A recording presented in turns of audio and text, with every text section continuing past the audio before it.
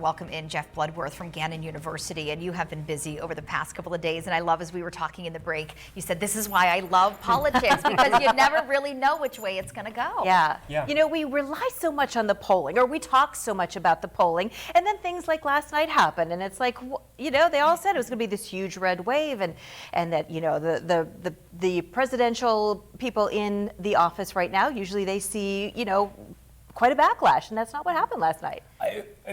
An historic midterm. I mean, just for the Democratic Party, this is the best midterm for Democrats for incumbent, first-term incumbent since John Kennedy in 1962. Wow. I mean, just absolutely gobsmacking. The polls showed a close race, so the polls weren't totally off, but the expectations were that it was going to be a red tsunami. Right. I spent a lot of time at the polls yesterday, and at least the location that I was at, they were really excited about voter turnout. They had almost 50% at this one precinct. How did voter turnout play a part yesterday? Well, everyone expected a high turnout. That was the expectation.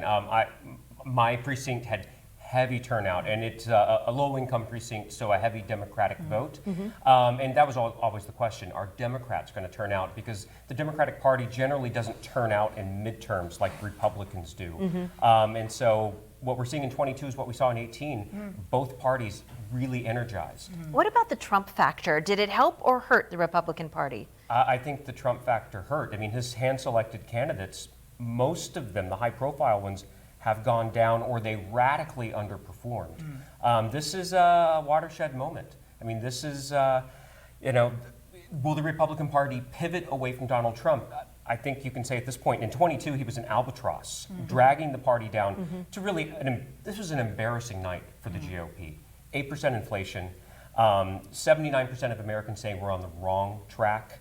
Joe Biden has a 42% approval rating. Right. If you blow that, Yeah. So what was it? Was it that abortion factor? I mean, we heard so much that the white suburban women were going to turn this race. Was it abortion that did it? Democrats are, you know, it's a heterogeneous coalition. So I think there were a lot of young voters motivated in certain states by abortion. But I think there was a lot of kind of Trump fatigue. A lot of Republican suburbanites who voted Biden in 20 stayed with the Democrats in 22. And so it depends on the state, it depends on the candidacy, but I think abortion, and I think there's some Trump fatigue, especially with Republican moderates who, a couple of more elections, you might start calling them Democrats. So what happens to Trump's anticipated announcement coming up next week? Well, former President Trump is never so strong as when he's counterpunching. And so you're going to, you know, there's going to be some announcement, and one expects an announcement to run to clear the field. It's going to be bold, and then we're going to see Republicans, Ron DeSantis, Brian Kemp in Georgia, who's going to challenge him because, you know, the king is wounded. Yeah. And the Biden administration, are they going to have to pivot? What do you see what do you see happening there over the next couple of years? That's a good question because, you know, Democrats, I would argue, should not see this as an endorsement of the Democratic Party. They are really unpopular. Their policies are unpopular. They need to take on the left wing of the party. The left wing of the party and its policies are not popular with mainstream voters. It's just that Donald Trump was that much more unpopular. So they didn't lose this midterm, and the danger for Democrats is that they're going to feel kind of emboldened, that they don't need to pivot to the center.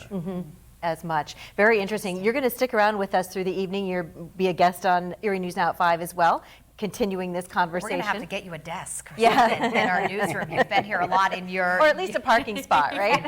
And your input is always invaluable. So thanks so much for being here today with us.